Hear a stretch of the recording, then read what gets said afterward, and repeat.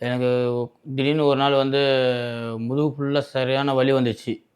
முதுகு ஃபுல்லா வலி வந்து வாமிட் வந்து சாப்பிட முடியாம வந்து அப்போ ஹாஸ்பிட்டல் போனேன். ஹாஸ்பிட்டல் போனதில என்ன வந்து 5 நாள் அட்மிட் ஆகணும்னு சொல்லிட்டாங்க.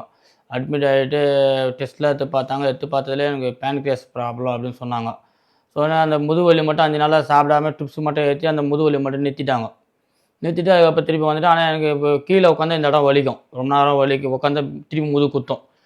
சரி அதுக்கப்புறம் அப்படியே விட்டேன். மாத்திரை மட்டும் அப்படியே சாப்பிட்டு வந்து விட்டேன். திருப்பி ஒரு 3 மாசம் கழிச்சு திருப்பி அதே மாரி முதுகு வலி வந்துச்சு. திருப்பி அதே மாரி போனேன். திருப்பி அதே மாரி அட்மிட் பண்ணாங்க. ட்ரிப்ஸ் ஏத்துனாங்க. ட்ரிப்ஸ் ஏத்திட்டு அப்புறம் திருப்பி அந்த முதுகு வலி நின்னுச்சு. வீட்டுக்கு வந்துட்டேன். ஆனா இந்த வலி மட்டும் கீழ உட்காந்த வலி மட்டும் போவாது. அந்த மாரி ஒரு 3 வாட்டி வந்து வீட்டாண்டயே அட்மிட் ஆனேன். 4வது வாட்டி அதுக்கப்புறம் நான் வந்து ட்ரான்ஸ்ஃபர் ஆகி சோழிங்கநல்லூருக்கு அங்க ஒரு டாக்டர் இருக்காரு. அவர போய் பார்த்தேன். அவர பார்த்தேன். அவரும் வந்து இந்த மாரி வலி வரும்போது எனக்கு ட்ரிப்ஸ் போடுவாரு. ஒரு 5 ஊசி நரம்புல ஏத்துவாரு. அந்த முதுகு வலி மட்டும் நிக்கும். அந்த மாரி காலையிலயும் சாயந்தரம் ஏத்துனா மட்டும் தான் எனக்கு அந்த வலி நிக்கும். முதுகு வலி. மத்தபடி முதுகு வலி நிக்கவே நிக்காது. அதுக்கப்புறம் ஒரு 5 நாள்ல ஒரு 3 வாட்டி அவர்ட்ட பண்ணேன். அதுக்கப்புறம் அவரும் என்ன எவ்வளோ ட்ரீட்மெண்ட் பண்ணி பார்த்துட்டோம். அதுக்கு ஒண்ணும் சரியா மாரி தெரியல.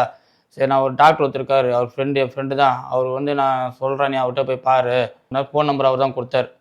இங்க வந்ததுல இங்க வந்து ஒரு 5 டேஸ்ல கொஞ்சம் வலி க்யூர் ஆற மாரி இருந்தது. அப்புறம் அவர் அட்மிட் ஆனதுனால ஒரு 10 நாள் போயிருந்தனால, இப்ப அந்த உட்காந்தா வலி இல்லாம இருக்குது. ஏன்னா அவனுக்கு கொஞ்சம் லைட்டா பாரமா இருக்கா மாரி இது. அது சார் போ சரியாயிடும்னு சொல்லியிருக்காரு. மின்ன எவ்வளோ அவஸ்தைப்பட்டோமோ அந்த வலி இல்லாம இப்ப நல்லா இருக்கிறான்.